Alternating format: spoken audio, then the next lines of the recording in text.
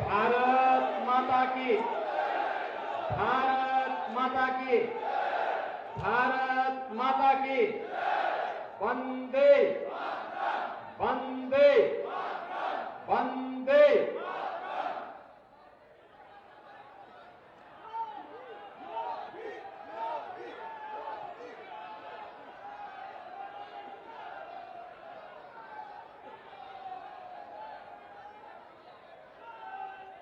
दो 2024 के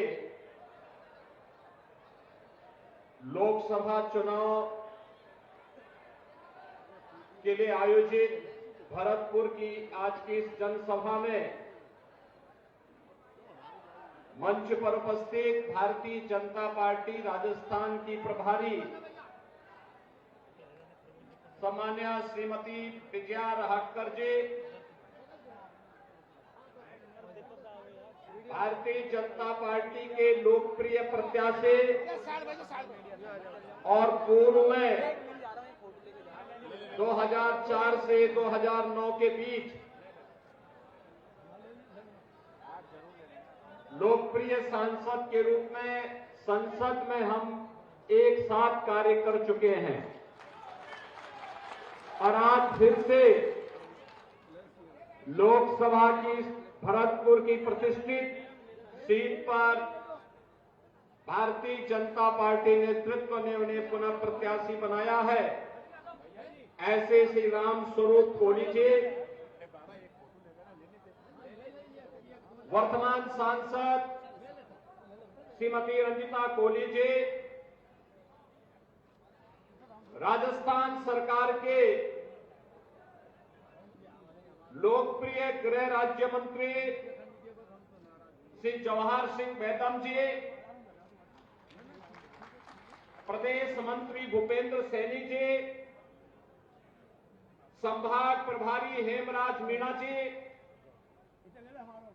दीनदयाल कुमावत जी, भारतीय जनता पार्टी के जिला के अध्यक्ष श्री मनोज भारद्वाज जी, डॉक्टर शैलेश सिंह जी, गोवर्धन सिंह जादौन जी, मान्य विधायकगण श्री बहादुर सिंह जी, खुशी मौसम चौधरी जी, श्रीमती रितु बनावत जी, श्री रमेश सिंह जी, महंत बलबीर दास जी, सभी पूज्य संतजन और भरतपुर के लोकसभा क्षेत्र के बेर विधानसभा क्षेत्र में उपस्थित मेरे सभी उपस्थित बहनों और भाइयों, आप सबको राम राम सा।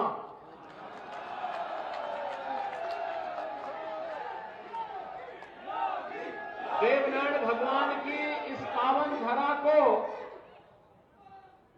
नमन करते हुए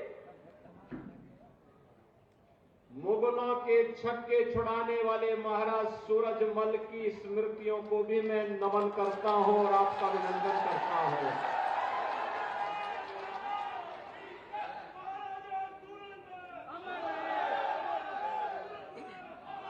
हम लोग कितनी समृद्ध विरासत के उत्तराधिकारी हैं। महाराज सूरजमल ने औरंगजेब के छक्के छुड़ाते हुए उसके लाल किले में भूसा भरवाने का काम करवा दिया था। मुगल सेना उनके सामने नाक रगड़ने के लिए मजबूर हो गई थी। बहनों और भाइयों, और समृद्ध और पराक्रमी परंपरा का जो वारिस हो, वह किसी विभाजनकारी राजनीति को कभी भी प्रश्रय नहीं दे सकता, विभाजित नहीं हो सकता। और ये नए भारत का जो हम दर्शन कर रहे हैं, आप देख रहे होंगे, एक तरफ महाराजा सूरजमल की समृद्ध विरासत और दूसरी तरफ स्वतंत्र भारत में आपने देखा होगा कि पहली बार किसानों के मसीहा पूर्व प्रधानमंत्री चौधरी चरण सिंह जी को भारत रत्न देकर के प्रधानमंत्री मोदी जी ने सम्मान दिया है, भारत का सर्वोच्च नागरिक सम्मान दिया है। बहनों और भाइयों, ये जो सर्वोच्च नागरिक सम्मान है, चौधरी साहब के द्वारा किसानों के लिए, गरीबों के लिए अपने कार्यकाल के दौरान जो कार्य किया गया, उसके प्रति कृतज्ञता ज्ञापित करते हुए ये सभी कार्यक्रम आगे बढ़ाए गए हैं। हमारी पीढ़ी सौभाग्यशाली है कि हम सब आज नए भारत का दर्शन कर रहे हैं। प्रधानमंत्री मोदी जी के नेतृत्व में नया भारत आज किस कदर दुनिया की एक ताकत बन रहा है, ग्लोबल पावर के रूप में भारत की अपनी एक पहचान बन रही है, ये किसी से छुपा हुआ नहीं है। आपने 2 दिन पहले, 3 दिन पहले इंग्लैंड के एक प्रतिष्ठित समाचार पत्र की अगर उस रिपोर्ट को पढ़े होते, द गार्डियन एक प्रतिष्ठित समाचार पत्र है ब्रिटेन का, और उसमें उसने एक बात कही। उसने कहा पाकिस्तान के अंदर 20 दुर्दांत आतंकवादी मारे गए हैं, और उनका यह था कि हो सकता है ये भारत ने मारे हों, लेकिन किसी की हिम्मत नहीं जो कल तक उन आतंकवादियों को प्रश्रय देते थे, एयर स्ट्राइक के भय से अब वह कुछ भी भारत के खिलाफ बोलने की हिम्मत नहीं कर पा रहे हैं। ये नया भारत है। द गार्डियन की रिपोर्ट का और स्रोत का आधार क्या है हम नहीं जानते, लेकिन बहनों और भाइयों, ये नया भारत है, अपने नागरिकों को सुरक्षा देना भी जानता है, अपनी सीमाओं की सुरक्षा करना भी जानता है। और अगर कोई सीमा की सुरक्षा में सेंध लगाने का दुस्साहस करता है तो केवल राजस्थान में राम राम शाह ही नहीं करते, आतंकवादियों और अपराधियों का राम नाम सत्य भी करने का काम करने का है। बहनों और भाइयों, ये नया भारत है। मोदी जी के नेतृत्व में दुनिया के अंदर भारत का सम्मान बढ़ा है। आज भारत का नागरिक कोई भी जाता है, दुनिया के अंदर उसका सम्मान होता है। सीमाएं सुरक्षित हैं, नक्सलवाद, उग्रवाद और आतंकवाद समाप्त हुआ है। 1952 में कांग्रेस ने एक दंश दिया था देश को, कश्मीर में धारा 370 के रूप में। यह आतंकवाद की जड़ थी। प्रधानमंत्री मोदी जी ने, गृह मंत्री अमित शाह जी ने आतंकवाद के इस दंश को सदैव के लिए उखाड़ करके समाप्त कर दिया। कश्मीर में धारा 370 समाप्त, पत्थरबाजी समाप्त। अब भारत की सीमाओं के अंदर कोई आतंकवाद को प्रश्रय नहीं दे पाएगा, नक्सलवाद को प्रश्रय नहीं दे पाएगा। नहीं तो कांग्रेस के लोग बेदम रहते थे, कुछ भी नहीं कर पाते थे, घुटने टेकते थे। एक तरफ द गार्डियन की रिपोर्ट जो कहती है कि चुन चुन करके आतंकवादी मारे जा रहे हैं पाकिस्तान के अंदर, दुनिया अब इस आतंकवाद को बोझ मान रही है। और एक कांग्रेस थी, अपनी सरकार के समय बिरयानी खिलाती थी ना आतंकवादियों को। आप मुझे बताओ कि आतंकवादी मारे जाने चाहिए कि नहीं मारे जाने चाहिए? इस समाज के बोझ हैं, सबकी सुरक्षा के लिए खतरा है। और कांग्रेस गरीबों को भूखों मारती थी और आतंकवादियों को बिरयानी खिलाती थी। ये इनके हाल थे। और मोदी जी तो 80 करोड़ गरीबों को फ्री में राशन दे रहे हैं, पिछले 4 साल से दे रहे हैं और अगले 5 साल तक लगातार देंगे। बहनों और भाइयों, आज जो एक कार्य हो रहा है, चाहे वह सुरक्षा का हो, और चाहे वह बड़े बड़े विकास के कार्य, highway, railway, metro, IIT, IIM, AIIMS, जहां हर घर नल की योजना, हर खेत को पानी के लिए प्रधानमंत्री कृषि सिंचाई की योजना। अभी यहां पे विजया जी बोल रही थी और जवाहर सिंह जी भी बोल रहे थे कि सिंचाई की योजना के लिए यहां के माननीय मुख्यमंत्री जी ने धनराशि स्वीकृत की है। बहनों और भाइयों, कोई राज्य सरकार अपने दम पर अकेले नहीं कर सकती थी अगर प्रधानमंत्री कृषि सिंचाई की योजना नहीं होती तो। ये डबल इंजन की सरकार का लाभ राजस्थान को आज प्राप्त हो रहा है।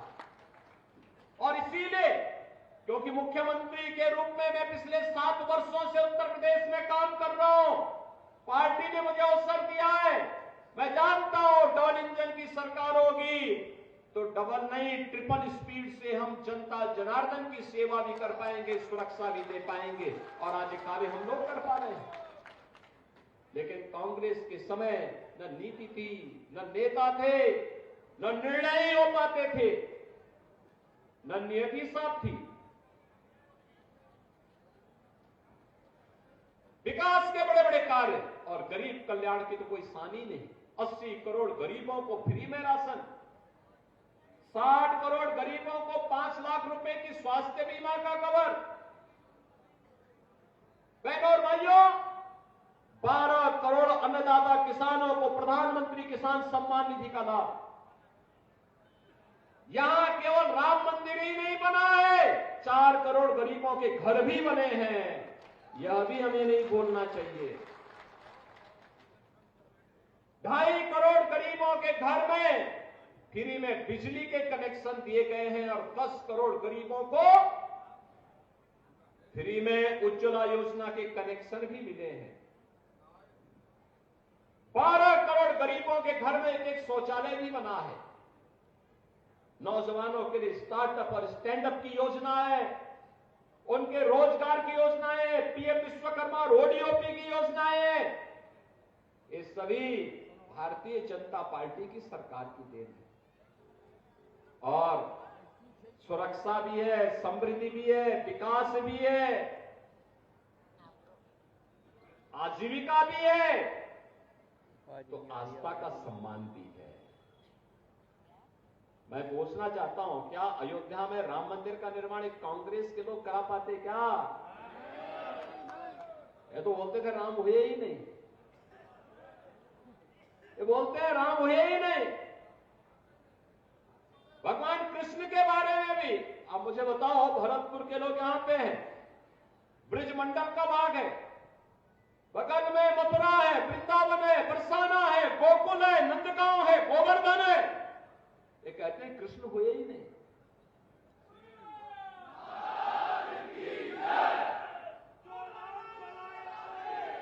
इतना बड़ा अपमान है कांग्रेस के लोग हमारे इतिहास और हमारी विरासत पर ही प्रश्न खड़ा करने का प्रयास करते हैं।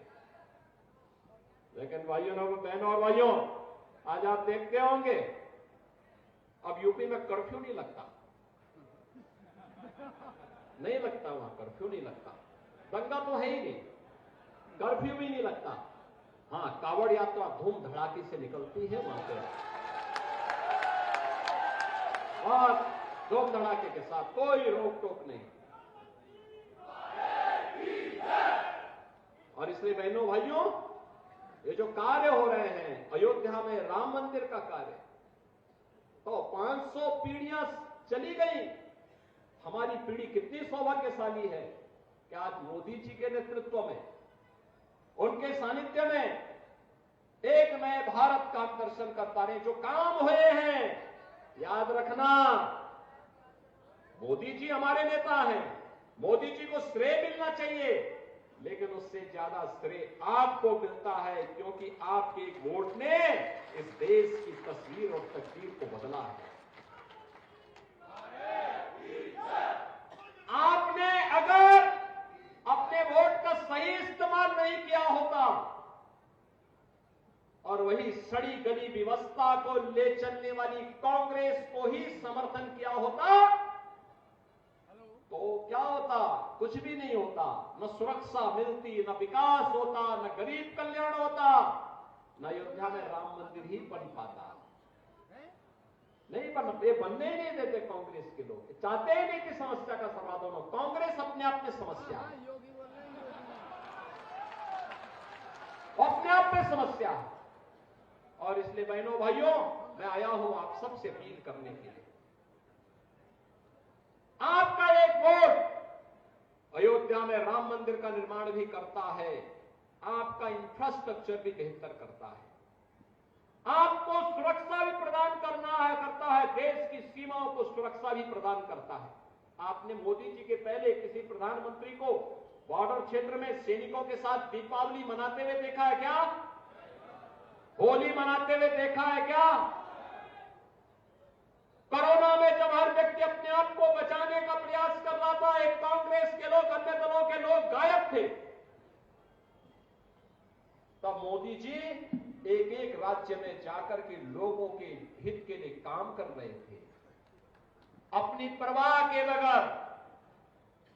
दुनिया के अंदर 2 वैक्सीन देने वाला भारत है और दुनिया के सबसे बेहतरीन वैक्सीन भारत ने दिए हैं मोदी जी के नेतृत्व में। अगर ये मोदी जी के द्वारा वैक्सीन उस समय नहीं दी गई होती तो बहनों और भाइयों, क्या 140 करोड़ के भारत को हम बचा पाते? कोरोना जैसी महामारी से बचा पाता भारत को कोई? तो यह चुनाव हमारे लिए मोदी जी के प्रति कृतज्ञता ज्ञापित करने का भी एक अवसर है। और इसीलिए हम लोग आए हैं आज भरतपुर में। मुगल सेनाओं को महाराजा सूरजमल ने भूसा भरने का काम किया था उनके किले में। कहा था तुम यही खाओ। अब भारत को रोकने का सपना देख रहे थे वे लोग, उनकी औकात महाराजा सूरजमल ने खाई थी। और ये चुनाव है, देश के साथ गद्दारी करने वाले, देश की सुरक्षा के हितों के साथ खिलवाड़ करने वाले, गरीबों के हितों में डकैती डालने वाले, भारत की आस्था के साथ खिलवाड़ करने वाले इन कांग्रेसियों को भी अब उनका सही जगह दिखाने की आवश्यकता है। और इसीलिए भारतीय जनता पार्टी आई है आपके पास फिर से लोकसभा चुनाव के लिए। मोदी जी ने कह दिया है, मोदी जी ने कह दिया है, एक संकल्पना दे दी है विकसित भारत की। विकसित भारत के लिए विकसित राजस्थान भी चाहिए, विकसित राजस्थान के लिए विकसित भरतपुर भी चाहिए। और विकसित भरतपुर के लिए यहां पे भारतीय जनता पार्टी ने राम स्वरूप कोहली को यहां पे प्रत्याशी बना के भेजा है। इनको संसद में भी जाना आवश्यक है। सहमत है ना? सभी लोग सहमत हैं? सभी लोग सहमत हैं? कमल का निशान खिलेगा ना? देखो, स्थानीय किसी भी राग द्वेष से ऊपर उठ करके देश के बारे में हमें सोचना चाहिए। मोदी जी देश के बारे में सोचते हैं। मोदी जी कहते हैं 140 करोड़ का भारत ही मेरा परिवार है और मैं 140 करोड़ लोगों के लिए काम करूंगा। किसी व्यक्ति, किसी जाति, किसी मत और मजहब के लिए नहीं, देश के लिए काम करूंगा। देश का हित होगा तो सबका हित हो जाएगा। और यह सोच जब मोदी जी की है तो हम भी देश के बारे में सोचें। और इसलिए किसी भी प्रकार के स्थानीय किसी समस्या पर चर्चा के बगैर केवल ये कि मोदी जी के जैसा नेता भारत के पास है, मोदी जी जैसा नेतृत्व भारत के पास है, कोई इफ बट नहीं, केवल एक ही जो देश की आवाज है। और देश की आवाज क्या है कि फिर एक बार भरतपुर की आवाज इतनी जोर से आए कि दिल्ली तक चली जाए। फिर एक बार अब की बार तो 400 पार के लिए यहां पर राम स्वरूप कोहली जी को विजयी बनाना होगा। सहमत है ना? सभी लोग सहमत है ना? आपका आशीर्वाद विधानसभा चुनाव में मिला था, इसके लिए भी मैं आपका आभार व्यक्त करता हूं। आपने यहां पे भरतलाल जी को मुख्यमंत्री बनाने के लिए मोदी जी के आह्वान पर अपना समर्थन दिया था, इसके लिए भी आपका मैं अभिनंदन करता हूं। और बहनों और भाइयों, मैं वही अपील आपसे करता हूं कि राम स्वरूप जी आपके हितों के लिए कार्य करेंगे, यहां के विकास के लिए अपना प्राणपण से जुट करके राजस्थान को उसकी पहचान दिलाने का काम करेंगे। और इसके लिए आवश्यक है कि जो 25 मनकों की माला राजस्थान की ओर से जाना है, भरतपुर का भी उसमें योगदान होना चाहिए। सहमत है ना? तो इसी अपील के साथ मैं आज के इस अवसर पर आप सबको अगले यानी एक दिन के बाद नवरात्रि शुरू होने जा रही है, वासंती नवरात्रि, और फिर 17 को रामनवमी है, भगवान राम का जन्मोत्सव अयोध्या में भव्य आयोजन होगा। आपको मैं जगत जननी मां भगवती दुर्गा के इस वासंती नवरात्रि की भी और रामनवमी की हृदय से बधाई देता हूं। आप सबसे अपील करता हूं कि भारतीय जनता पार्टी की कमल को खिलाने के लिए आप सभी लोग प्राणपण से जुटेंगे, इस विश्वास के साथ आप सबके प्रति मेरी शुभकामनाएं। धन्यवाद। जय हिंद, जय जय श्री राम, जय जय श्री राम। मैं भैया विधानसभा के 6 मंडलों से आग्रह करूंगा कि वो स्मृति चिन्ह देकर बैठ करके सम्मान